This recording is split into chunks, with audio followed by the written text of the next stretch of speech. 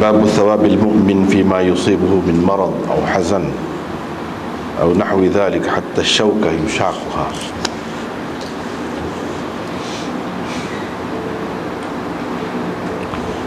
Hadis di bawah bab ni sebenarnya kita sudah baca dah sebelum pada ni, jadi tidak perlu dibaca semula.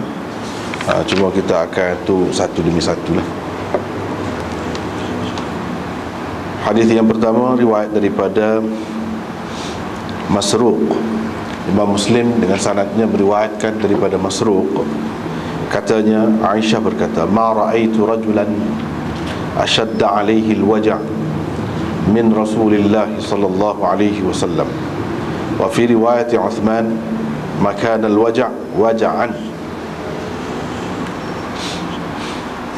Kata Aisyah, tidak pernah saya melihat sesiapa pun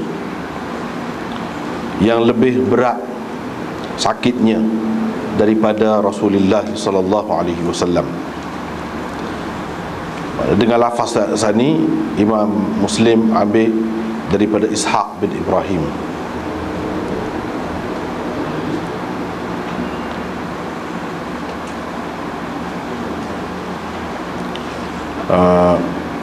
Sebab dia ambil daripada dua orang tu guru, seorang lagi Uthman bin Abi Shaybah.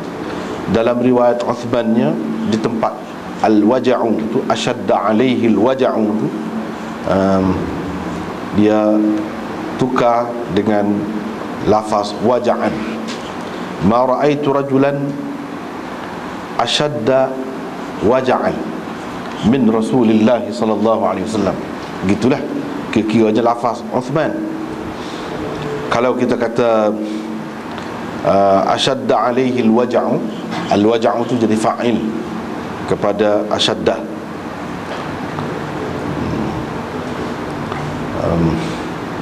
Ashadda itu termasuk dalam isim tafdil dari segi nahwu lah. Kira dari segi nahwu, sebab dia royak tu beza je dari segi nahwu. Kalau dia tu isim tafdil, bermakna dia termasuk dalam syibih fi'il yang beramal seperti fi'il. Jadi bila fi'il nak kepada fa'il, mana fa'ilnya al-waja'u. Sebab tu al-waja'u tu bahagian depan. Ashadda tu bukan fi'il. Nampak wazannya macam fi'il, bukan fi'il, tapi dia tu isim tafdil. Mana lebih berat, lebih teruk sakitnya daripada Rasulullah sallallahu alaihi wasallam. Satu lagi, kalau kita kata waja'an, yang mengikut riwayat Uthman bin Abi Shaybah, itu jadi tamyiz. Tamyiz. Berat tu lebih berat, lebih teruk ke apa? Lebih berat ke apa? Sakit. Dari sudut sakit. Itu tamyiz. Sebab itu dia bagi data waja'an. Dari segi maknanya lebih kurang. Dari segi maknanya lebih kurang. Riwayat yang kedua tu dengan beberapa turuknya serupa juga dengan hadis yang pertama. Mithla hadithihi, serupa dengan hadis yang pertama. Jadi dari segi lafaznya, bila dia kata mithla, maknanya lafaz dia tu, bukan makna saja sama, lafaz dia. Ini hadis ini menunjukkan bahawa Rasulullah sallallahu alaihi wasallam sakitnya berat. Sakitnya berat tu berat lagu mana? Berat pada orang lain. Mana kalau orang lain kepanasan 100, dia 200 kau gitu ke? Ya, setengah ulama berpendapat begitulah. Tetapi pada pandangan anda tak nampak begitu. Tidak nampak begitu. Yang dikatakan dari segi lebih berat 2 kali itu dari segi pahala dia. Dari segi pahala dia. Bila dia mendapat kesusahan, bukan makna kalau demam misalnya, orang lain 100, dia 200. Dah. Ataupun kalau orang lain seminggu, dia kena 2 minggu. Dah, tidak lagi tu. Serupa dengan orang lain juga, ada kalanya sehari, ada kalanya seminggu. Gitulah. Tapi dari segi pahala dia tu berganda dia dapat. Ini serupa dengan 2 orang yang sakit seumpamanya. Dari segi itu. Sebab apa? Kalau kita tengok dari segi kenyataan, tak ada suatu ketetapan yang menunjukkan kalau sakit gini orang lain seminggu, dia kena 2 minggu. Kalau kepanasan, suhu badan ni 100, dia kena 200. Atau lain-lain seumpamanya jadi lebih gitu, tak ada. Tak ada yang menunjukkan begitu. Maka nak tak nak kita kata ni dari sudut gandaan pahala dia. Gandaan pahala dia.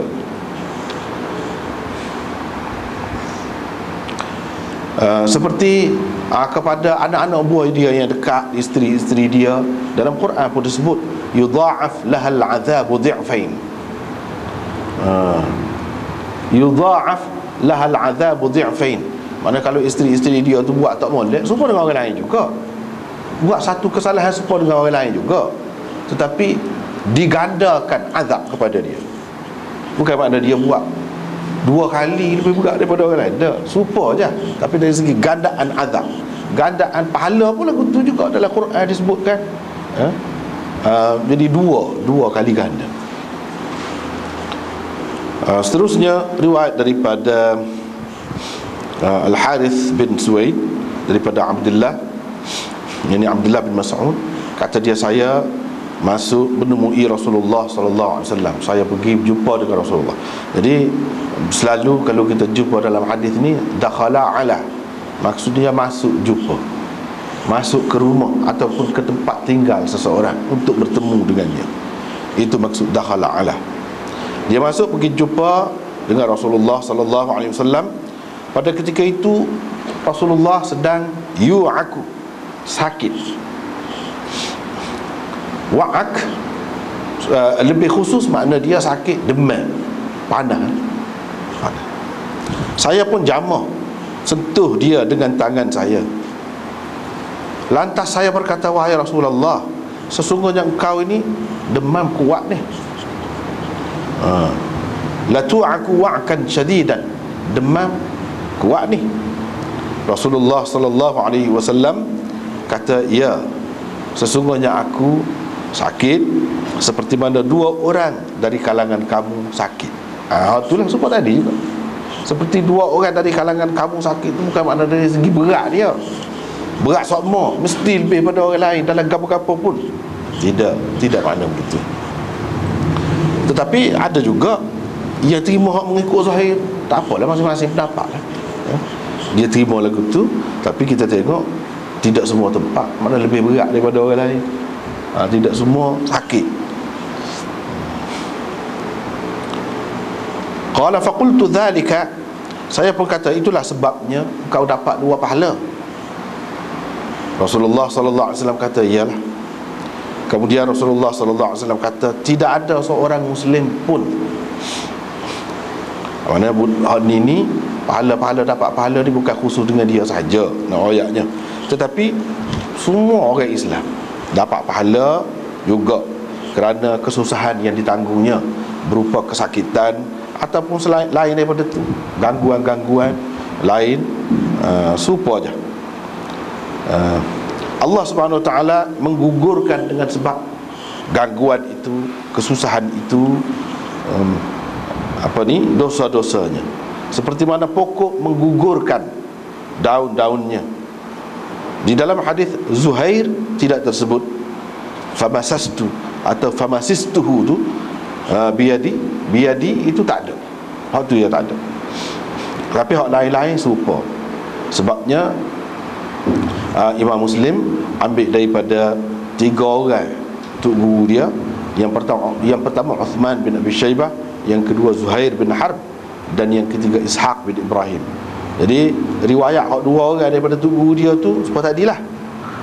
Ada juga perkataan famasistuhu biyadi itu. Tapi dalam riwayat Zuhair tak ada. Itu bezanya, hak lain-lain serupa. Hak lain-lain serupa. Hadis ini menunjukkan bahawa kalau kita pergi jamah orang sakit, kita pergi dekat orang sakit, termasuk dalam molek juga kita jamah.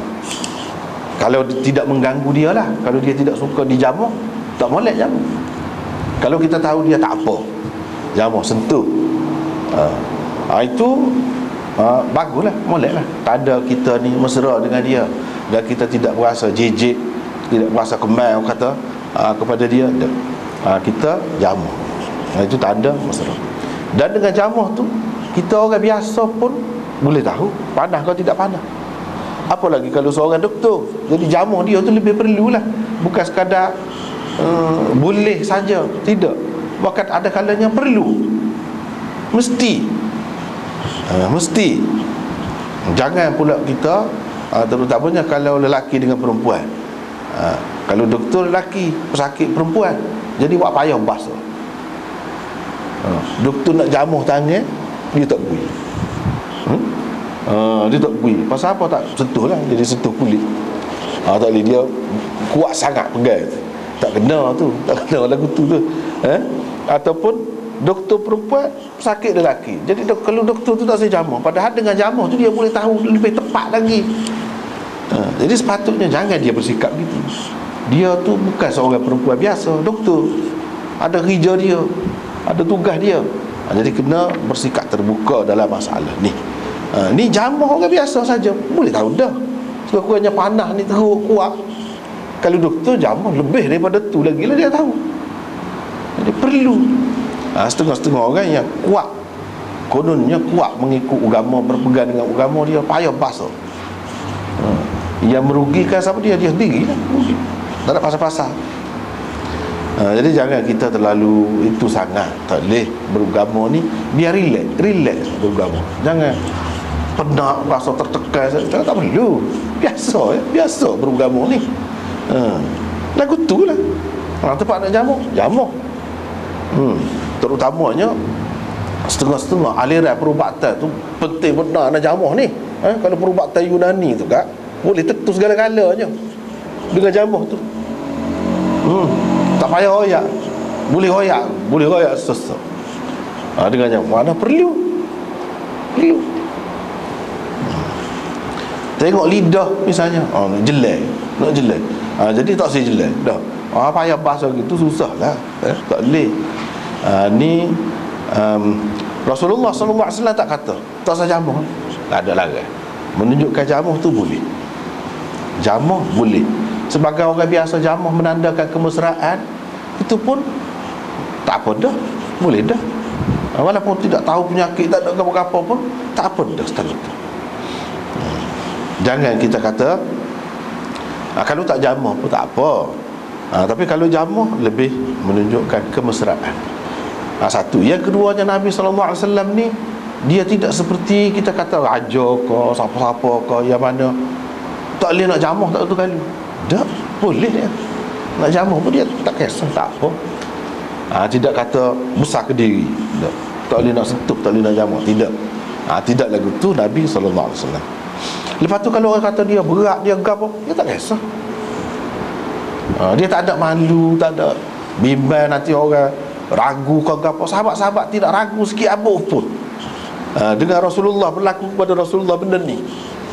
Kalau nak timbul pun orang-orang kafir, orang-orang munafik. Sahabat-sahabat tak ada nampak mukjizat ke, tak ada. Serupa tu lah. Tidak kata dia lebih percaya dengan sebab apa pun. Tak, serupa je. Sahabat-sahabat tak pernah minta mukjizat. Hak minta ni buat lain. Hak minta ni. Begitu juga kalau sakit ke apa, tidak menjejaskan mereka. Ini sifat manusia, dia faham molek kedudukan seorang Nabi tu macam mana, dia faham molek sahabat-sahabat ni. Itu kelebihan dia. Yang kita dapati, kita tengok dalam hadis-hadis ni, gitulah. Baru ni kita sudah sebut dah bahawa tak boleh kita sebut yang mungkin menakutkan ataupun mengejutkan orang sakit. Kita royak dia berat. Hak ni royak berat ni. Ni demam parah ni. Berat ni. Kebaru ni tak boleh kata begitu. Bahkan Umar bin Abdul Aziz pernah orang kata dia ni berat. Dia tak bui dah. Orang tu masuk, tak sawi masuk dah orang ni. Tapi Rasulullah, Ibnu Mas'ud kata gini, dia kata, tak kata gapo. Lagu mana? Dia bergantung kepada orang. Bukan tak boleh tu secara mutlak. Tak. Setengah-setengah orang tak kisah. Tak apa kalau ayat dia berat pun tak apa. Kita kena tengok orang. Jadi sahabat ni, dia tahu dah Rasulullah SAW dia tidak akan terjejar. Dia tidak jenis takut mati kau apa dah. Bukan jenis tu. Tapi kalau orang biasa, boleh jadi terjejah, dia tak lalu makan. Tak lalu makan, macam-macam lah, fikir, bukan-bukan. Tapi kalau Nabi SAW tidak. Buktinya, royak berat tu tak apa, dia tidak larang. Ini menunjukkan tak apa. Begitu juga kalau kita seorang doktor, bergantung pada pesakit lah. Kalau kita tengok pesakit ni jenis cerdik, jenis bijak, jenis orang yang sabar, dia boleh terima kenyataan. Dia nak tahu kalau susu tak molek kepada dia, lebih baik cinta. Lebih baik cinta. Tapi ada kalanya tidak baik cinta, tak usah. Gitulah. Ini bergantung kepada keadaan. Tidak kata secara mutlak semua orang serupa. Tidak. Tidak begitu.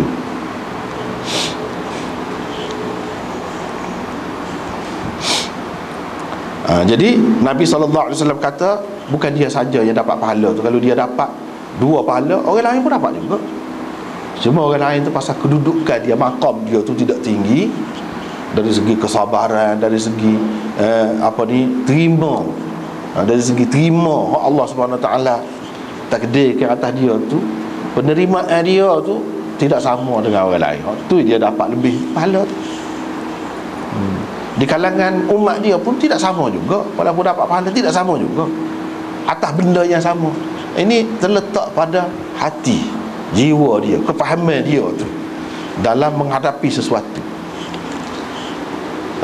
Walau bagaimanapun secara umumnya dapat ke mana-mana. Ni kelebihan ni.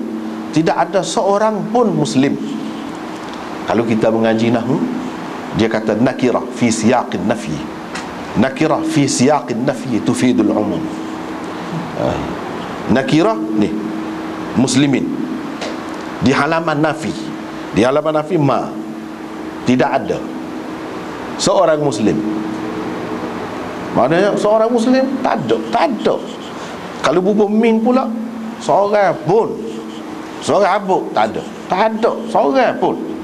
Itu dia lebih kuat lagi. Sebab tu kita terjemah, tidak ada seorang pun orang Islam yang ditimpa ataupun yang dirundung kesusahan, gangguan berupa penyakit atau selainnya. Bukan penyakit saja, gangguan lain lah susah. Itu kelebihan kita orang Islam ni, bertuah, buntung. Sebab apa? Kalau boleh gapo-gapo pun syukur, boleh pahala. Hak molek, hak kita suka, kesenangan, kesihatan, kita syukur, boleh pahala. Kalau kita sakit ataupun kita kerugian, kita sabar, boleh pahala juga. Tidak kata saja, kok mana-mana pun kita tidak rugi. Berurusan dengan agama, dalam agama ni tak ada rugi. Jadi Allah Subhanahu Wa Taala gugurkan dengan sebab tu dosa-dosa kita. Dalam istilah hadis Quran ni, biasanya kalau dia kata sayyiat, maksudnya dosa-dosa kecil. Dosa-dosa kecil. Innal hasanat yudhhibna sayyiat. Sayyiat situ. Mana dosa kecil? Tajtanibu kaba'ira ma tunhauna an nukaffir ankum sayyiatikum. Sayyiat pula dia pula lawan kepada tajtanibu kaba'ira. Mana dosa ni ada 2 jenis berdasarkan Quran. Dosa kaba'ir, dosa besar. Lepas tu hak sarair dia panggil sayyiat dalam ayat tu. Jadi sayyiat itu menunjukkan dosa kecil. Sini ni pun dia guna hak tu juga. Kita fahamlah bahawa dosa besar ni tidak mudah nak hilang. Tapi kalau dosa kecil ni lagu tu je, hanya kita kena sabarlah. Kalau tak sabar tak boleh. Kalau tak sabar tak boleh. Kalau duduk merungut, duduk menyumpah, duduk kata macam-macam dah, tak boleh. Mengadu tak apa. Aduh sakit, ngisap, jerit kau, tubik air mata, gelepar kau, tak apa. Tak apa. Tidak kata tak dapat pahala dengan sebab tu. Tak dapat pahala ni kalau tidak redha, tidak sabar. Tidak redha ni Tuhan beri, kita faham boleh. Kalau faham ni jadi tenanglah. Sebab kita tidak saja, tidak sia-sia, kita dapat juga. Jadi dosa-dosa dia tu gugur, dosa kecil maksudnya. Gugur seperti mana pokok menggugurkan daunnya. Kita tidak berapa nampak kalau duduk negeri kita ni mungkin tidak ada musim luruh, musim gugur. Kalau kita duduk negeri 4 musim, boleh tengok gugur, memang gugur. Siapa tak ada daun sikit apa. Jadi nampak benar lah waktu kalau waktu pokok tu. Kalau pokok kita biasa ni, tempat kita ni dia gugur juga daun tu, tapi tidak gugur belaka, sikit-sikit je. Ada pula pucuk baru pula, jadi banyak sama. Dia tak gugur sungguh. Nak rayaknya kalau kita sabar hak ni banyak tu, boleh jadi gugur semua. Boleh jadi gugur semua.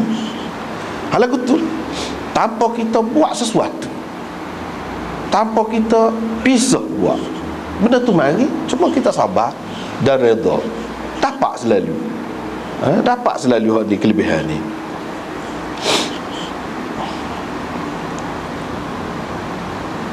Dalam riwayat hak satu lagi serupa dengan hadis tadi juga dari segi makna dia, cumanya dia kata ya, Nabi SAW kata ya, walladhi nafsi biyadi ma 'alal ardi muslim, demi Tuhan yang nyawaku berada di tangannya, tiada di atas muka bumi ini seorang pun orang Islam. Yang lagu tadilah sifatnya, lagu tadi ditimpa kesusahan, ditimpa gangguan, mengalami gangguan apa-apalah, dia akan dapat kelebihan tadi. Jadi dosa-dosa kecil ni boleh hilang dengan benda-benda begitu. Hak sebut dalam ayat innal hasanat yudhhibna sayyiat, hak tu termasuk dalam dosa kecil juga. Dosa kecil tu apa dia? Dalam asbabun nuzul ayat tu dia sebut ada seorang sahabat jalan, dia tengok jalan ada orang tina lalu dia kena, orang muda kena. Setengah riwayat tu kata dia jamah tetek, jamah keluar lah, bukan pakaian, tapi dia ambil rinda. Anak-anak muda ni setara tu dia khoyak bukan main dah. Jamah keluar. Ada yang kata dia kucuk, dia cium, lepas tu dia lari. Kita kata jadi gapo pula, tapi perasaan anak muda tu macam-macam, boleh tahu tu habis rindu dia. Tapi sahabat ni dia buat salah, lepas tu dia isap, pergi jumpa dengan Nabi SAW, mengadu sedih. Nabi SAW kata, ikut aku, mari ikut aku. Nabi SAW pergi ambil air semaya, pergi semaya ramai-ramai. Lepas tu sudah tu dia baca ayat tadi. Hak mu buat sani, support sekali dengan aku sani, hak itulah hasanat, kebajikan. Yudhibna sayyiat, menghilangkan dosa-dosa kecil. Jadi setara tadi itu dosa kecil lagi. Daripada situlah ulama anggap setara tadi itu dosa kecil, tapi jangan buat sama. Kalau buat sama dia jadi dosa besar. Kalau sekali lagu tu dosa kecil, setara tu tidak termasuk dalam dosa besar. Sebab apa? Latar belakang ayat tu, cerita tu, setara mana dia buat, benda gapo. Lepas tu Nabi, ayat tu turun berkenaan dengan hak tu. Tak ada gapo dia buat, dia pergi sembahyang sekali dengan Nabi SAW, ambil air sembahyang, sudah. Maknanya kebajikan yang kita buat ni dia menggugurkan dosa-dosa kita. Dengan sebab itulah digalakkan sangat kita buat kebajikan, apa-apa bentuk pun tak caralah, dalam bentuk ibadat ke, dalam bentuk sedekah ke, dalam bentuk kita ajar orang, bimbing orang, bagi pengetahuan kepada orang, tak kira lah apa pun orang panggil kebajikan. Kalau kita kata, kalau di jalan tu kita tengok ada nampak paku kita buat, itu kebajikan. Takut kalau kena tayar kereta orang, panci. Jadi buat benda-benda lagu tu, semua tu adalah termasuk dalam kebajikan. Kebajikan walaupun kita nampak kecil, dia menghapuskan dosa kita. Lepas tu hak kena, hak menyusahkan kita, hak tu pun menghapuskan dosa juga. Orang panggil kafarat, mukaffirat, perkara-perkara yang menutup kesalahan-kesalahan, jadi tak nampak, hilang, ataupun tersapu kesalahan, hilang. Lepas tu riwayat daripada Al-Aswad kata dia, beberapa orang pemuda Quraisy, ni serupa juga, dakhala ala, masuk pergi berjumpa dengan Aisyah. Masuk ke tempat khusus lah, bukan di luar, di tempat terbuka begitu. Masuk ke satu tempat khusus, sama ada di rumah dia ke, ataupun di mana-mana, di khemah ke, dalam khemah dia ke, tak kira. Ketika dia berada di Mina, ni bukan di rumah dia lah, mana di Mina, dalam keadaan mereka itu duduk suka, ketawa. Bila-bila masuk tu tak habis lagi, hak lucu, hak menggelikan hati mereka tu. Jadi masuk tu bila-bila suka. Aisyah pun kata, apa suka? Apa dia suka? Masuk nak jumpa dengan dia ni suka. Puak-puak dia pun kata, si Fulan tu tersungkur, kata dia, rebah atas tali khemah yang mengikat khemah kepada pasok dia tu, jatuh atas tu, hampir-hampir patah tekak dia, kata dia, hampir-hampir patah. Kadat unuquhu aw ainuhu an tadhhaba. Jadi kalau tekak tu patah juga tu, kalau mata tu hilang jadi buta, hampir-hampir setara tu. Faqalat, Aisyah pun kata, jangan ketawa, jangan suka, sebab saya telah mendengar Rasulullah sallallahu alaihi wasallam bersabda, tiada seorang pun orang Muslim, orang Islam yang terkena duri fama fauqaha, atau lebih besar daripada duri. Satu makna fama fauqaha tu ke atas, sebab makna dia fauqah tu makna atas, lebih besar lagi daripada itu. Satu lagi fama fauqaha dengan makna lebih rendah lagi daripada itu. Seperti dalam Quran disebutkan, innallaha la yastahi an yadriba mathalan ma ba'udatan fama fauqaha. Jadi fama fauqaha di situ lebih rendah lagi, lebih hina lagi daripada seekor nyamuk. Jadi fama fauqaha ni dia ada dua makna, boleh jadi hak lebih besar, boleh jadi hak lebih kecil. Tak kira lah. Contohnya duri, hak lebih besar lagi paku, kita kata paku kau lebih besar, atau hak lebih kecil lagi gol-gol lain lah yang menyusahkan, melainkan akan dituliskan untuknya dengan sebab terkena dia tu satu darjah, naik satu pangkat, dan dihapuskan daripadanya satu kesalahan dia, satu dosa dia. Jadi ditulis naik darjat, naik darjat. Jadi kita tidak using orang Islam duduk dalam dunia ni tidak using pakat naik sokmo. Kalau tak dapat orang dunia pun tak kisah, orang dunia nak setara mana sangat kan, orang duduk sibuk nak pakat kan, naik pakat kau tu gelaran itu gelaran ini. Di sisi Allah setiap orang Islam ada naik pakat, boleh naik pakat. Hak tu hak berguna sebenarnya. Hak selepas mati, hak sepanjang masa, hak tu hak berguna. Pakat tu, iaitu pangkat di sisi Allah. Manusia tidak nampak. Kalau pakat polis ke askar ke nampak di bahu dia tu, pakat hak ni nampak pada panggilan nama dia tu, dan sebagainya. Manusia Muslim hak ramai-ramai ni, hak orang kata tak ada pakat, tak ada apa, sebenarnya ada. Darjat tu naik sama, darjat tu. Dan hak ni boleh jadi lebih daripada hak ada pakat dalam dunia. Boleh jadi lebih daripada hak ada pakat dalam dunia tu. Dan dihapuskan dosa.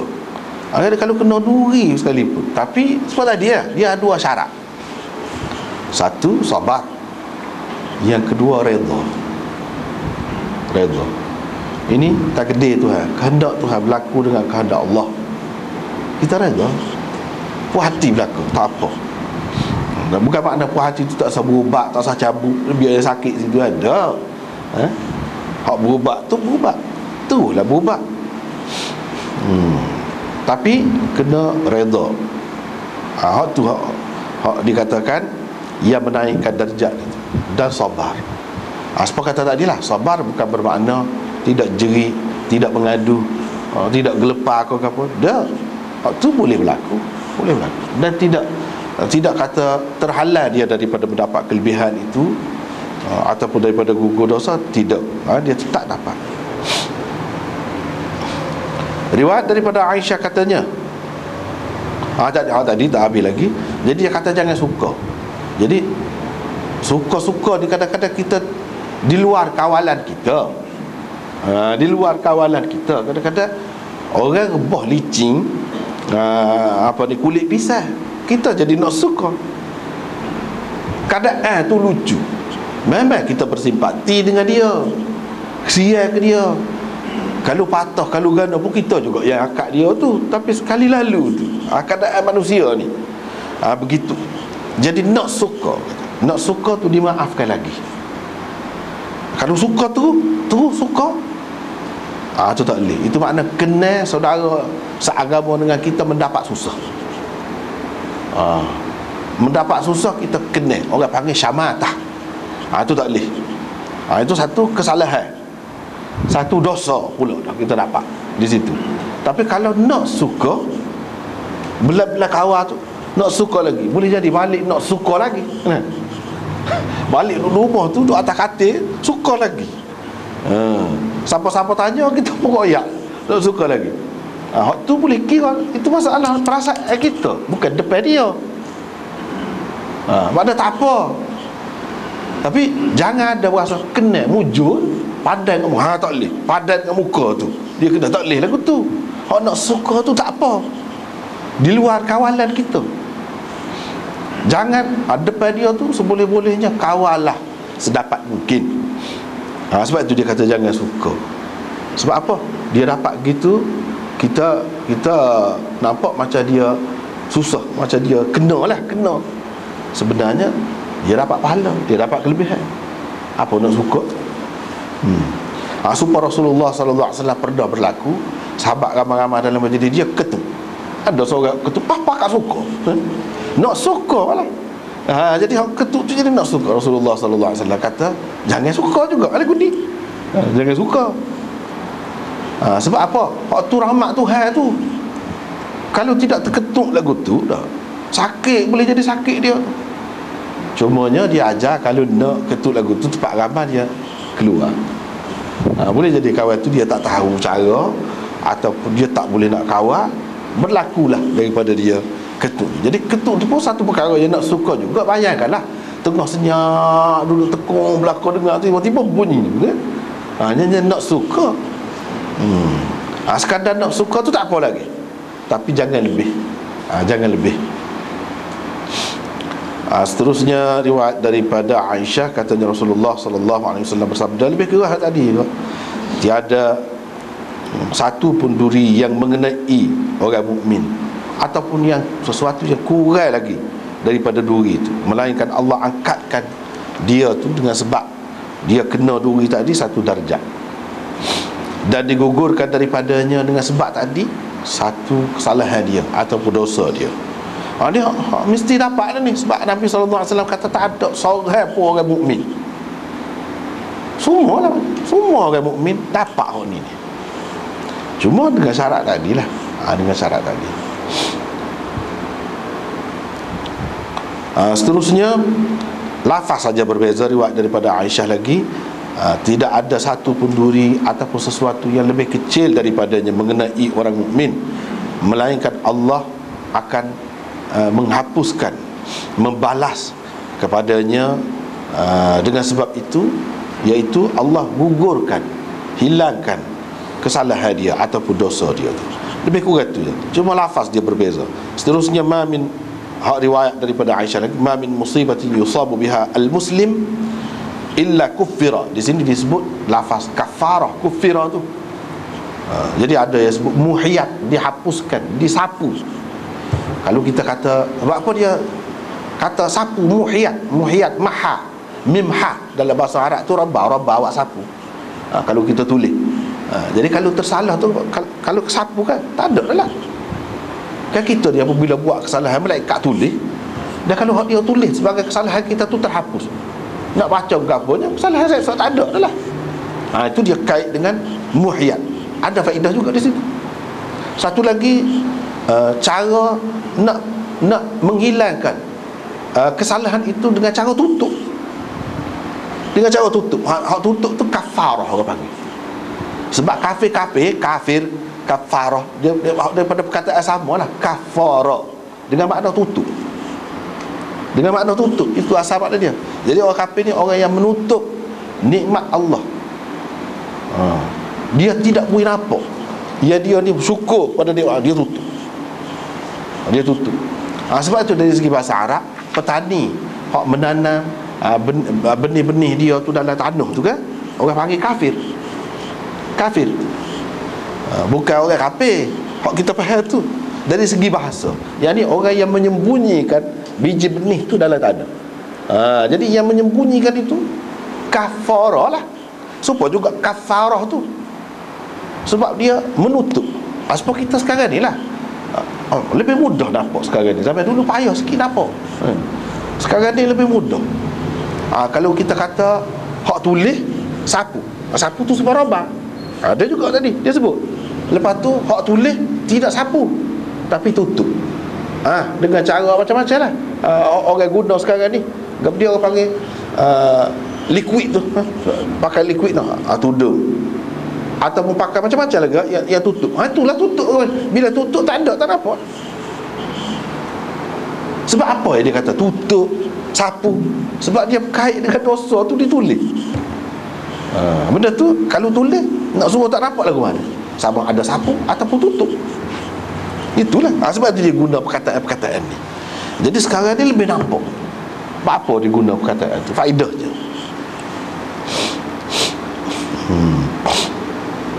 Seterusnya riwayat daripada Aisyah lagi, lebih kurang tu lah. Tidak ada satu pun musibah, malapetaka yang menimpa orang mukmin sehinggakan duri yang mengenai dia, melainkan dihapuskan dengan sebabnya dosa-dosa dia, khatayahu, ataupun ditutupkan dengan sebabnya min khatayahu, sebahagian daripada dosa-dosanya. La yadri Yazid tidak pasti hak mana satu daripada dua ni, illa qussa biha min khatayahu ka, ataupun kuffira biha min khatayahu, illa kuffira biha min khatayahu. Hak mana satu daripada dua perkataan ini, dua rangkai kata ini telah disebutkan oleh Urwah. Dia tidak pasti, tapi antara dua tu lah, antara dua tu. Ni kalau dia tak ayak pun tak apa, tapi dia bahasa dia dah cara meriwayatkan hadis ini, terutamanya zaman pembukuan tu dia mesti kena ayak benda-benda gitu. Jadi Yazid tu siapa? Yazid dalam sanad tu lah, Yazid bin Khusaifah, yang meriwayatkan daripada Urwah bin Az-Zubair. Riwayat daripada Aisyah lagi, kata dia, saya telah mendengar Rasulullah sallallahu alaihi wasallam bersabda, tiada satu benda pun yang mengenai orang mukmin sehinggakan duri yang mengenainya, melainkan Allah tuliskan untuknya dengan sebab itu satu kebajikan untuknya, satu kebajikan, dan digugurkan daripadanya dengan sebab itu satu dosa dia ataupun kesalahan dia. Lebih kurang tadi.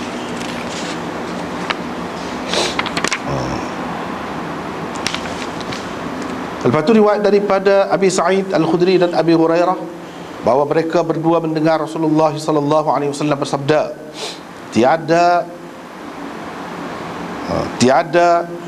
sakit lama wasab itu, tiada satu pun jenis sakit lama ataupun kesusahan, kepenatan, ataupun sakit biasa, kesedihan, kerunsingan yang merungsingkan seseorang mukmin itu, melainkan ditutup dengannya sebahagian daripada dosa-dosa kecilnya. Mana bukan semua, sebahagian. Sebab hal lain lagi, kalau ada lagi, ditutup dengan hal lain pula. Hal lain pula, gitu. Jadi semua jenis ni. Jadi kalau hak tadi kan kita nampak duri dia sebut secara umum, hak ni dia sebut secara terperinci.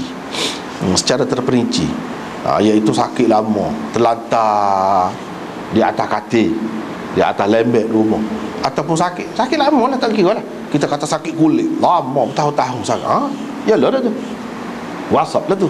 Tidak nanti terlantar, lama menanggung sakit itu.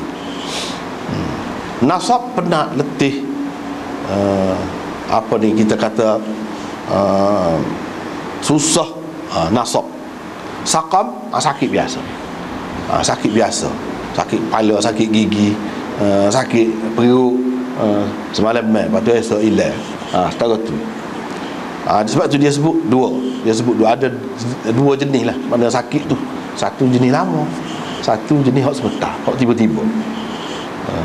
Satu boleh jadi lama tu, turunan lagi duduk menanggung penyakit tu je.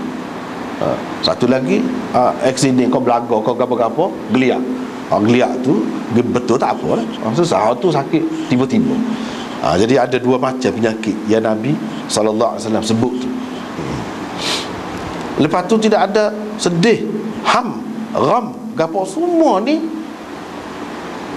jadi membawa kelebihan, memberi kelebihan kepada kita. Tidak kata rugi orang Islam, orang mukmin ini.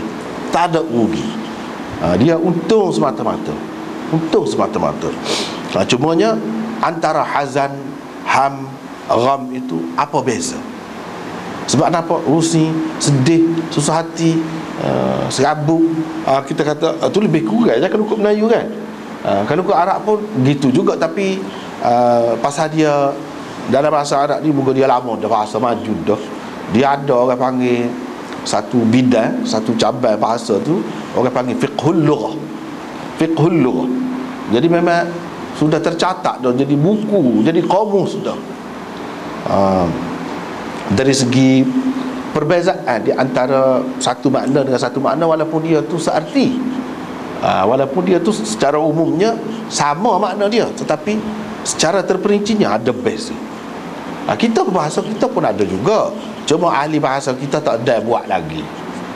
Sampai ni tak ada lagi satu cabang orang panggil fiqhul lughah. Padahal banyak dah ada, cuma tidak susun. Tapi payah juga nak susun tu. Payah juga tu tidak jadi susun tu. Contohnya, contoh hak sudah ada dah. Misalnya dalam bahasa kita Kelantan. Bahasa kita Kelantan.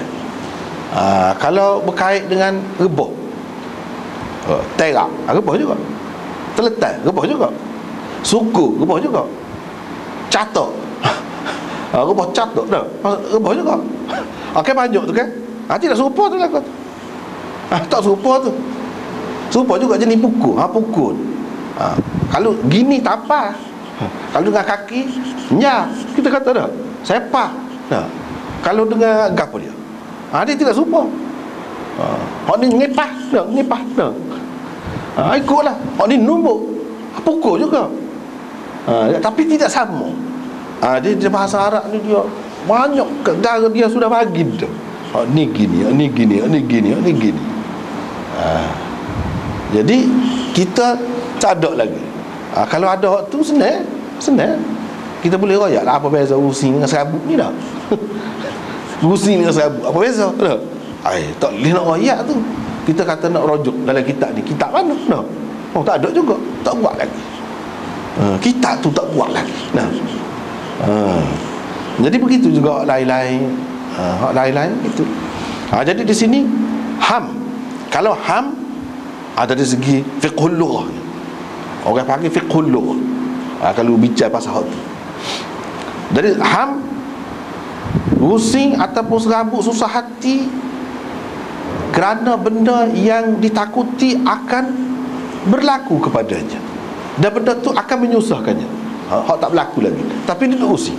Kalau gini-gini kan, benda tu tak berlaku lagi. Itu orang panggil ham.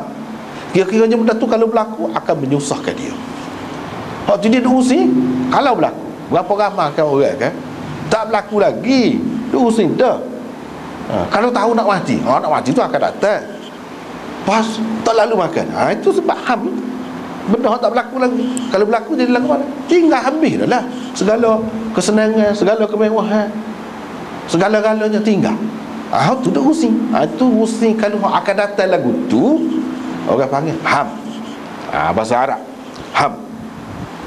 Kalau gham ini, gham benda yang sudah berlaku. Ada juga kita buat sesuatu kesalahan, rusing atas tu. Benda tu sudah berlaku dah. Benda tu walaupun kita tidak sengaja, tapi rusing. Berlaku aksiden, misalnya kita kata aksiden, salah, bukan salah kita, salah orang juga, tapi kita jadi serabut, rusing. Benda sudah berlaku dah. Hak sudah berlaku dah sebanyak mana menyebabkan jadi pusing kita. Itu orang panggil rab. Rab.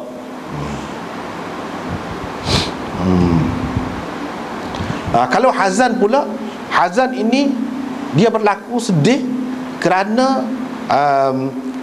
kerana kehilangan sesuatu yang sukar kepadanya menerima ataupun menanggung kehilangannya. Itu orang panggil hazan. Misalnya kita kata kita sayang kepada seseorang, dia mati, orang lain mati dan nak hari mati, apa kita tak ada serah apa-apa? Dia khusus dengan orang tertentu, dengan benda tertentu yang menyebabkan jadi sedih kita. Pasal apa? Pasal kita kehilangan sesuatu yang kita berat. Kehilangan dia tu kepada kita rasa berat. Itu hazan. Sedih belaka, tapi ada beza tu. Ada beza. Jadi kalau kata azhib anil hamma wal hazan, maknanya merangkumi semua tu lah. Minta Tuhan hilangkan kesedihan tu. Sebab kesedihan ni kalau dia duduk dalam kepala kita, dalam hati kita, tak jadi buat kerja, ganggu. Jangan tempat main, tak jadi buat kerja. Dengan sebab itu ya doa yang Nabi ajar tu suruh hilangkan. Sebab benda tu boleh hilang. Benda tu boleh hilang. Tapi ada kalanya nak hilang tu payah. Tak apalah, kena usaha. Antara usahanya ialah doa. Ialah doa. Hak Nabi SAW ajar, Allahumma adhib anil hamma wal hazan. Dalam Quran pun ada sebut juga tu. Dan dalam hadis-hadis yang lain banyak sebut. Dia sebut belakang gham, ham, hazan dan sebagainya. Sebab banyak jenis gangguan fikiran kita, gangguan kepada hati kita tu banyak jenis.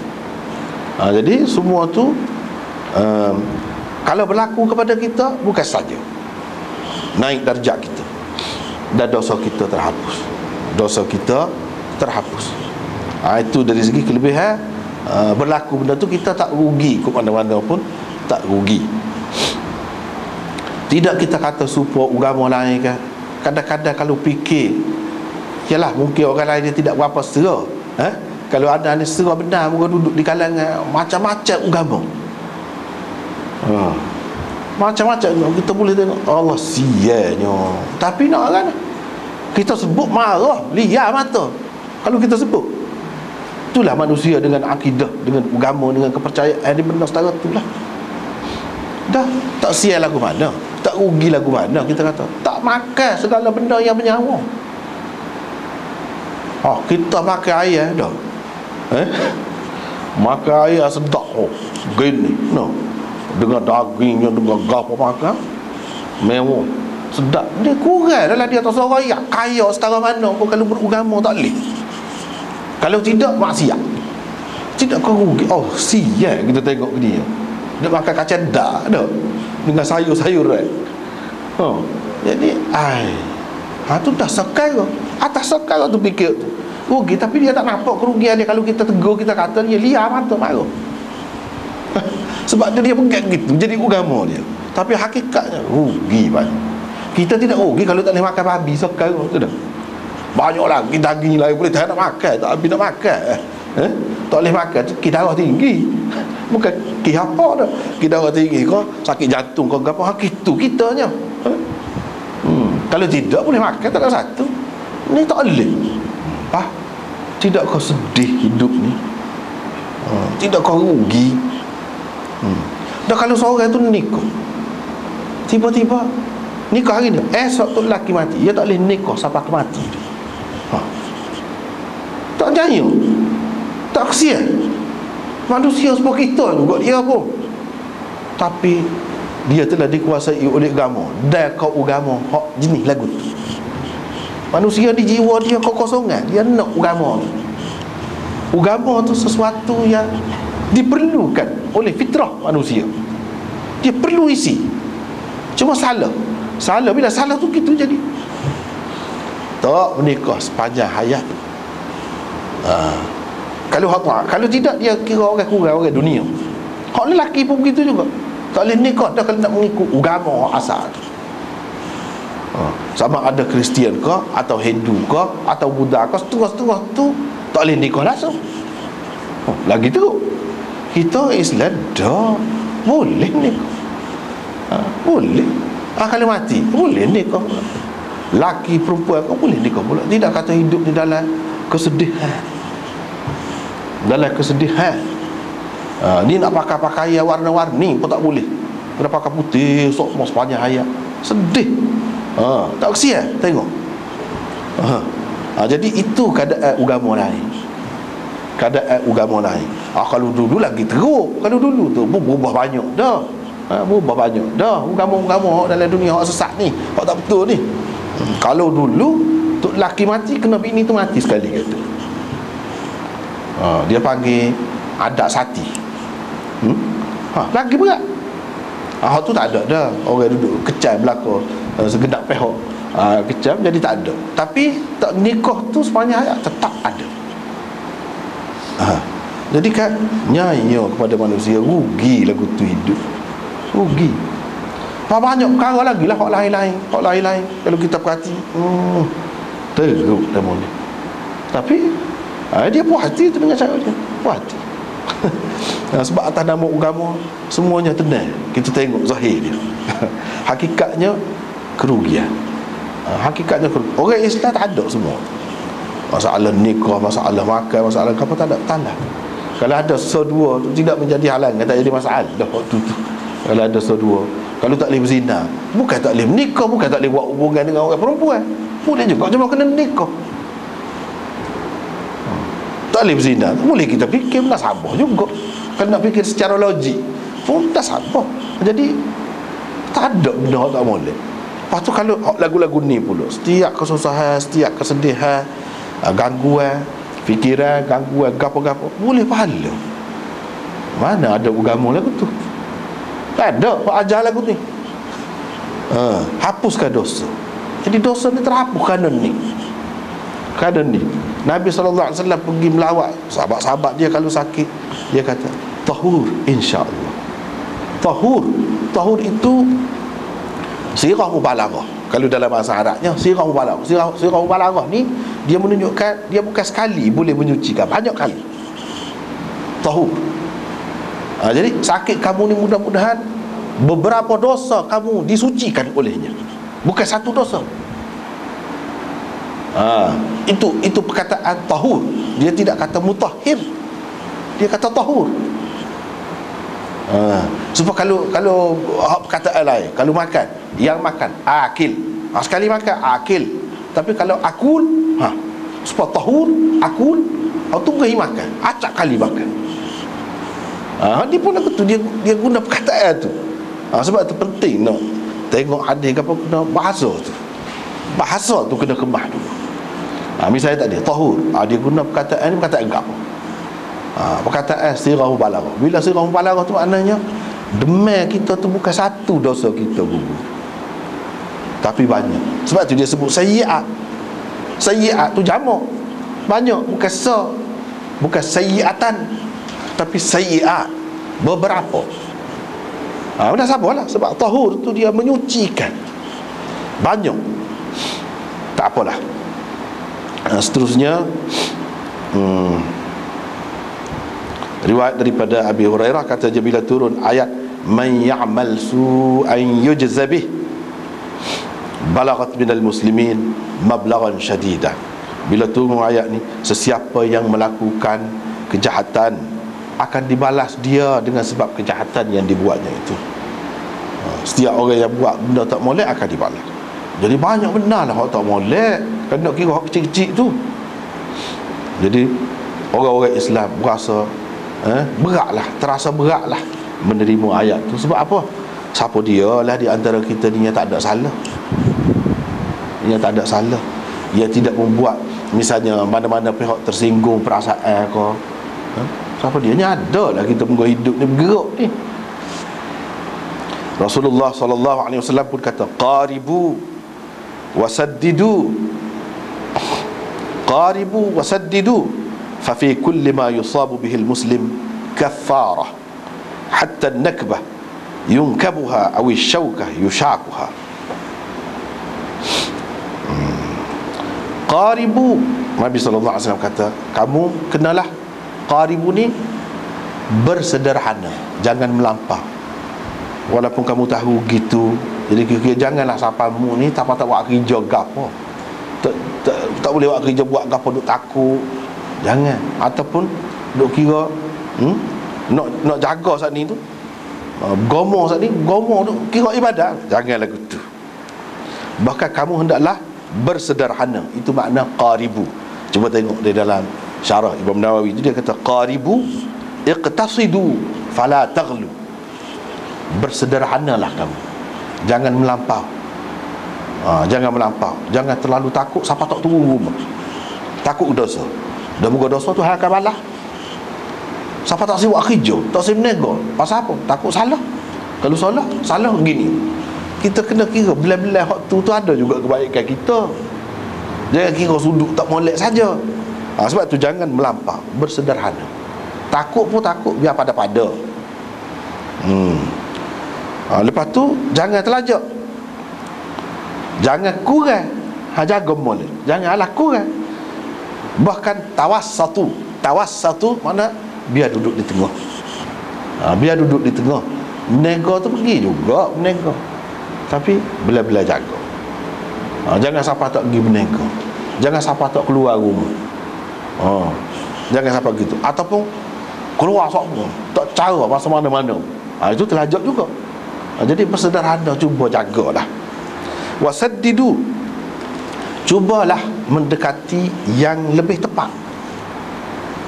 Cubalah yang mendekati yang lebih tepat. Ke mana-mana pun kita, kalau tak boleh nak elok, cubalah biar ringan sikit. Janganlah berat sangat kalau kena pun, biar ringan. Itu maksud saddidu.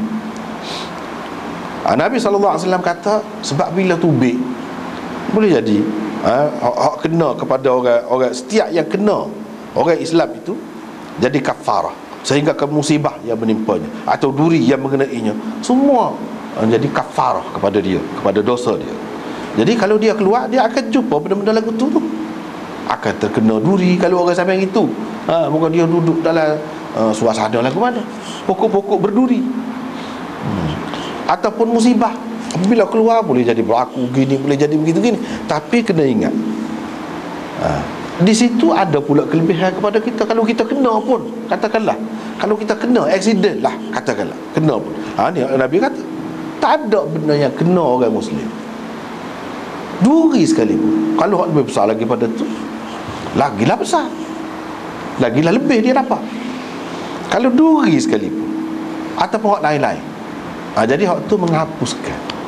Jangan kita fikir kalau kita salah dosa saja, tak ada benda yang menghapuskan dosa. Ada, bila-bila kita keluar tu juga ada. Kita dapat pahala dia, kita dapat mukaffirat dia. Jangan kita kira takut dosa saja.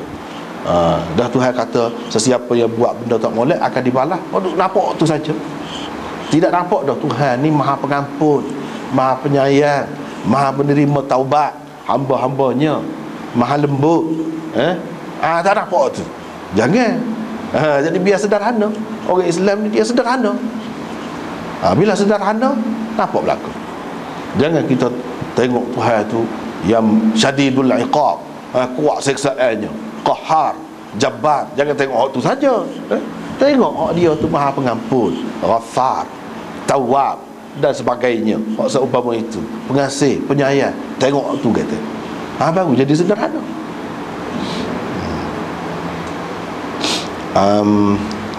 Lagi riwayat daripada Jabir bin Abdullah bahawa Rasulullah SAW pernah pergi, ini serupa juga, dakhala ala, pernah pergi menjenguk lah, kita kata pergi ziarah Ummus Sa'ib ataupun Ummul Musayyab. Nabi SAW pun kata,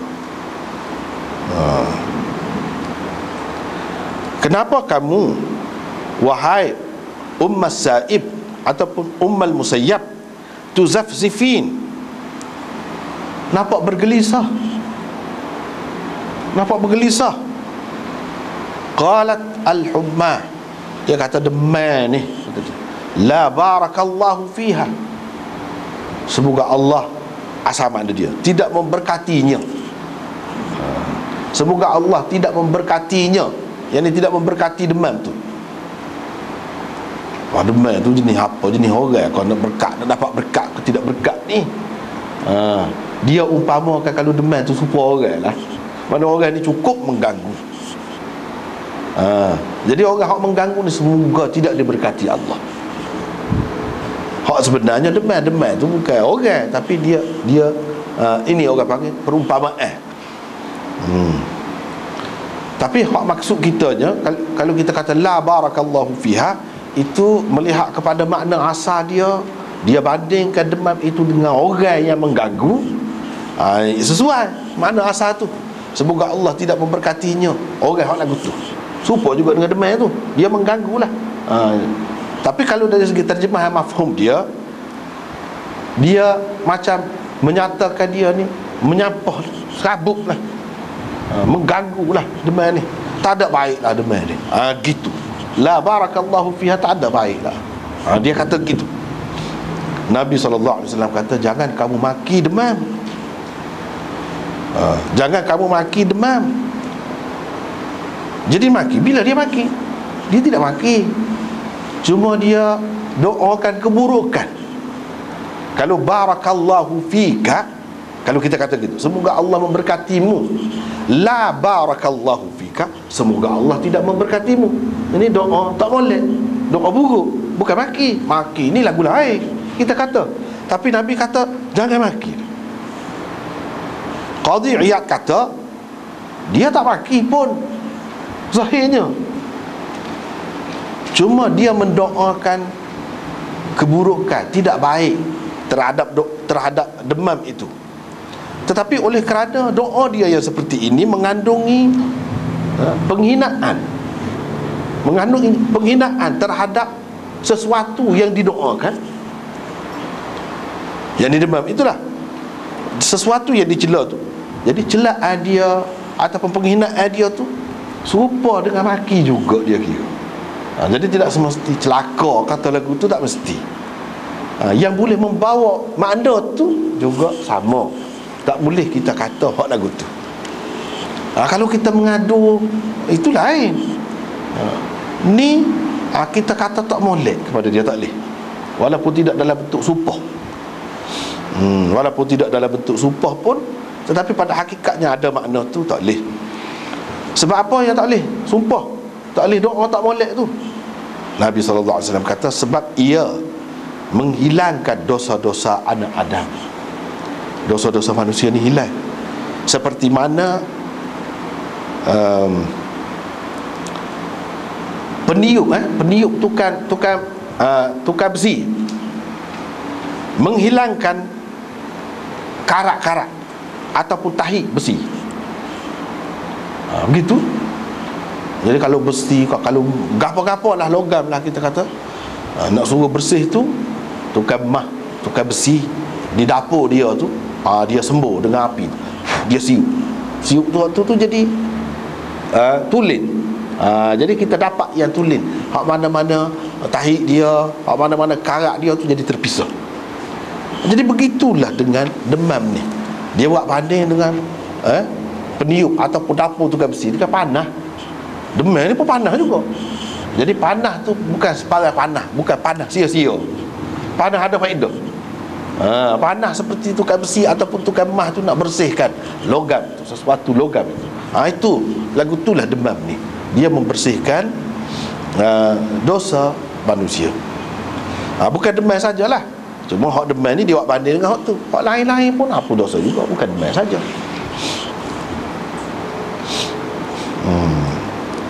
Lepas tu riwayat daripada Atha bin Abi Rabah, katanya pernah Ibnu Abbas berkata kepadaku, tak mahukah engkau, tak semu, aku nak tunjuk kamu seorang perempuan ahli syurga.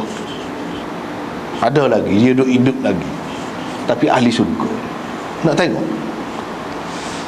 Saya berkata, kata Atha bin Abi Rabah ni, tentulah nak tengok juga lagu mana. Dia pun pergi. Dia kata, inilah perempuan yang hitam ni, perempuan hitam ni ahli syurga. Dia ni pernah pergi jumpa dengan Nabi SAW, dan dia kata dia ni mengalami Kata gila babi. Kalau kita bahasa kita kasar sikit, kata gila babi. Sawal.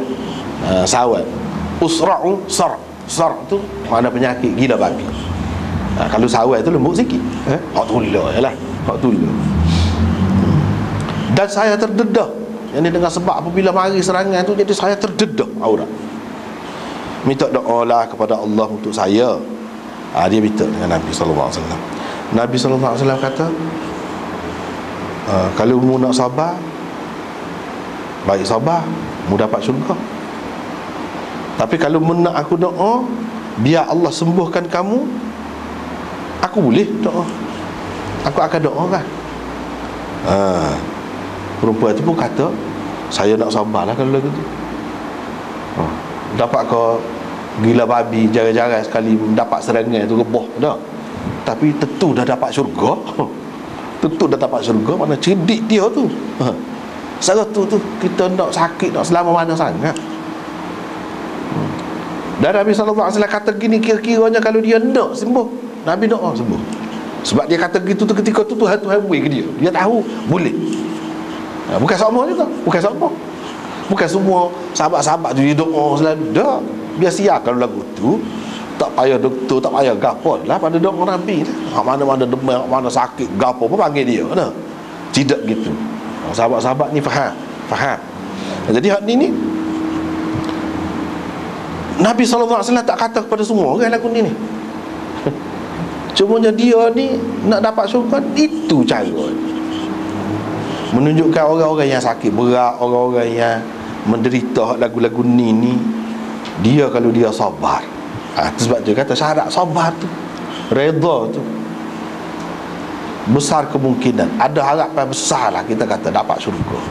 Sebab apa? Nabi sudah tunjuk dah contoh. Ni lagu ni.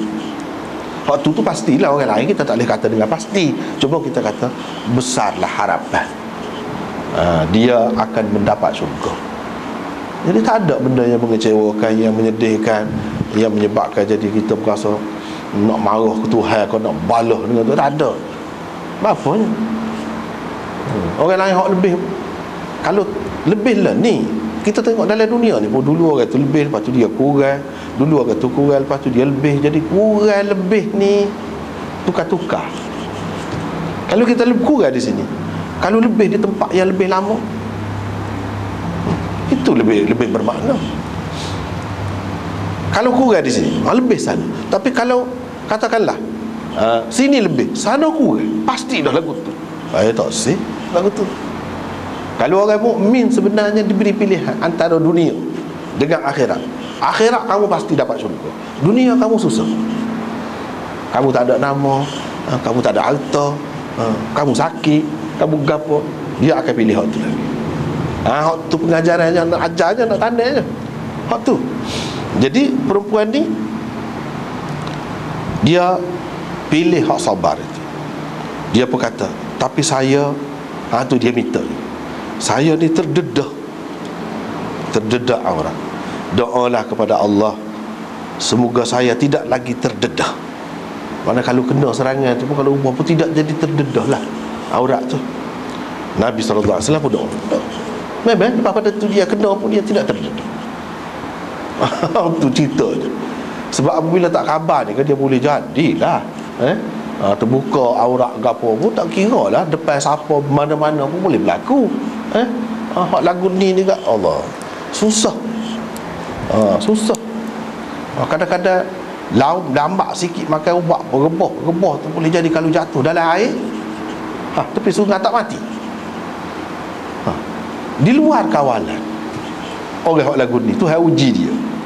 Kita hak tidak dapat lagu tu, kadang-kadang kita tidak serah. Sebab kita tidak mengalami benda tu. Setara mana nikmat segar ni. Sebab itulah pepatah Arab kata, nak tahu nikmat segar ni setara mana, sihat-sihat ni dia kata mahkota. Mahkota yang tidak diketahui nilainya kecuali oleh orang sakit. Orang sakit. Itu kesihatan tu setara mana. Kesihatan ialah satu mahkota yang tidak diketahui nilainya kecuali oleh orang yang sakit. Kira-kiranya siapakah al-mar'atus sauda ini? Dalam hadis ni dia sebut gitu je. Orangnya kita kata hitam, ini kira-kiranya tidak menarik lah, tapi ahli syurga. Mana ahli syurga ni boleh jadi macam-macam. Tidak kata mesti orang yang lebih dalam dunia. Orang hak kurang, penyakit sokmo, kena dapat serangan penyakit sokmo, dari segi rupa, kulit dia pun tidak menarik. Itu bukan penentu untuk seseorang tu jadi ahli syurga atau ahli neraka, bukan.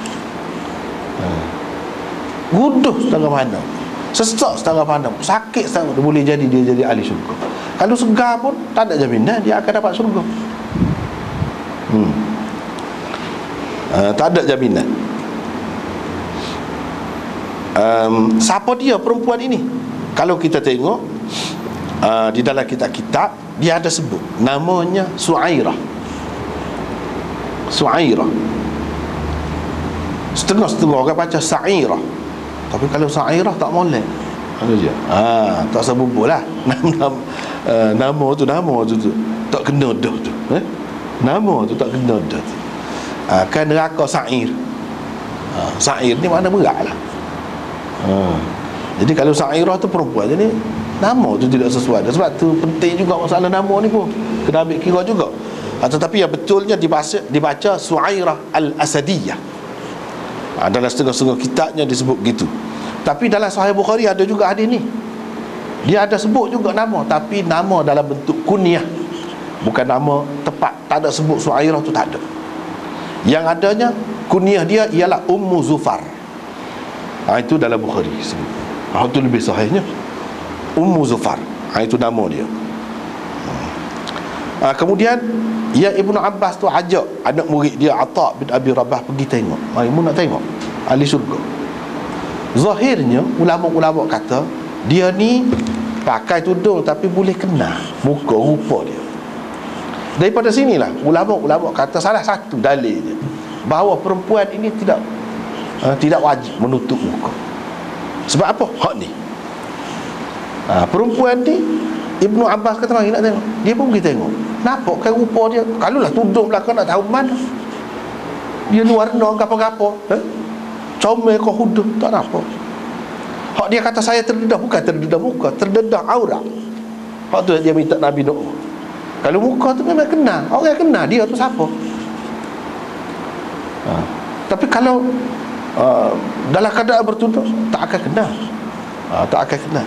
Jadi ini salah satu dalil yang menunjukkan perempuan tidak perlu tutup muka. Tutup kepala tu lain, tutup muka. Yang ni orang panggil pakai niqab. Niqab tu tidak wajib. Nak pakai tu boleh. Memang ada pendapat orang kata gitu. Tapi kalau kita tengok banyak hadis, antaranya hak ni. Antaranya hak ni. Hak ni ada ambil dalam kitab Takmilah Fathul Mulhim, Syekh Taqi Osmani, dia tulis. Ni dia tulis. Zahiru hadzal hadis anna al-mar'a kanat safiratan wajhuha wa lam yunkir 'alayha Ibnu Abbas.